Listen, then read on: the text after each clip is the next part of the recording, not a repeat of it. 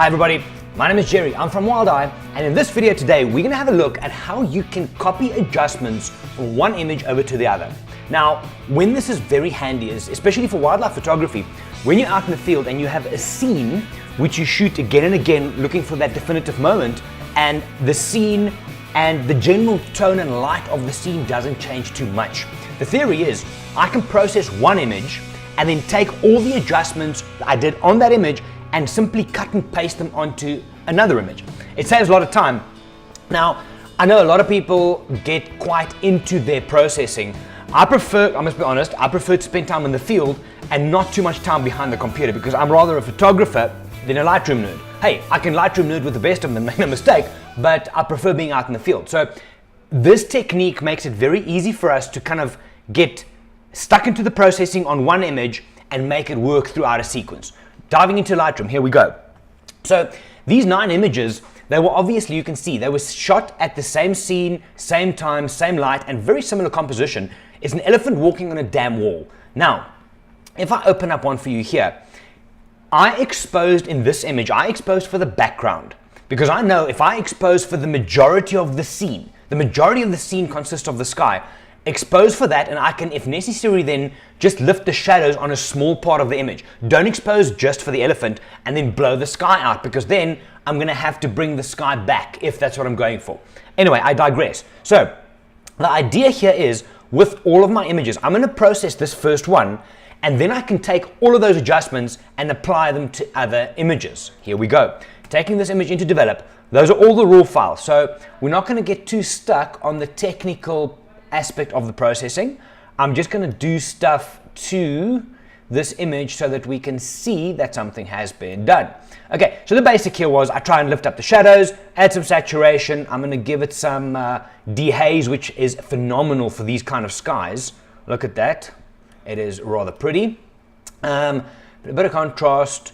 Okay, let's say for argument's sake we're happy with that. There's your before and after. Yeah, dramatic. And now if I go back to my grid view, I can see the first one's been done and the rest are still the same. Yes, does that make sense? Now, in the develop module, I'm going to hit Command C on a Mac or Control C if you're on a PC, or for those of you that don't like the shortcuts, you can come to the bottom left-hand side and hit copy. What you get then is this tab pops up. You'll see I have everything ticked in here. White balance, basic tone. What those are is, if you go to the right-hand side of the screen, it is all the adjustments you can do down this side is reflected here. So I can, for example, say, if I did anything to clarity here, 24, I can unclick it and that adjustment won't be copied across. I'm going to leave it on for now. So I'm copying everything. We'll get back to that in a sec. I hit copy. Right, so now I've copied all of this that I've done into Lightroom's memory. I'm going to stay and develop just for now to show you guys. I'm going to go to the next image, and all I do now, if you're on a PC, Control V, or if you're on a Mac, Command V, which is the paste command, watch what happens. Command V. Boom. Single click, and those exact same adjustments have been applied. Watch this again. Next image, Command V. Boom. Right, so if I go back to my grid view, and we just step back here, it's a very easy way if you want to do sequences. Now, the thing is, I'm not going to always use all of these images. I normally, out from a scene like this, I might use 1, maybe 2, depending on what the animal did at the time. Don't laugh at me, Marlon. So I might choose 1 or 2, but I want to compare apples with apples, so I'm not going to just look at them unprocessed. It's an easy way for me to process one, copy it across, and then I can compare which images I want to take further. Now, bear with me for a second. I'm going to show you one more thing on this copying. I'm going to take this one back to normal and this one back to normal, and I'm going to grid view, right? So now what I've done, open some space, I've just got the details and the processing done on one image. That's my first one.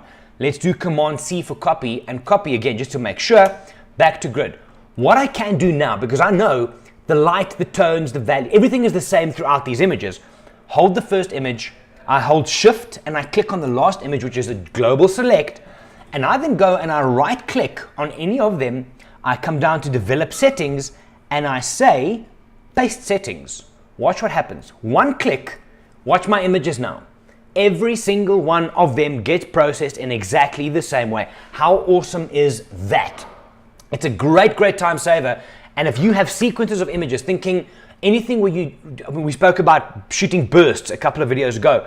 If you have a lion yawning, an elephant walking on a damn wall, elephant drinking water, as long as you don't move your camera around and change the light and tonal value entering the camera, this is a very, very handy tool to play with. Again, this is the basics. If you have any questions, let me know. We can dig deeper, and we will dig deeper in some new upcoming videos throughout this year and into next year. Go and try this. It really, really is a good time saver. My name is Gerry. I'm from Wild Eye. See you guys next time.